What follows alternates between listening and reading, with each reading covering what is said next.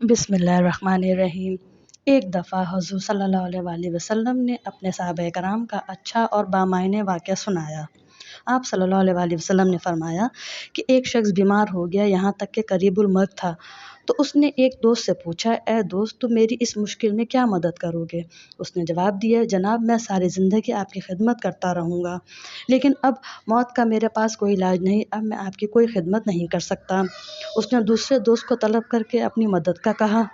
उसने जवाब दिया, मैं तो आपके लिए सिर्फ़ ये कर सकता हूँ कि अगर आपका इंतकाल हो जाए तो आपको नहलाकर खुशबू लगाकर दफन करूँगा।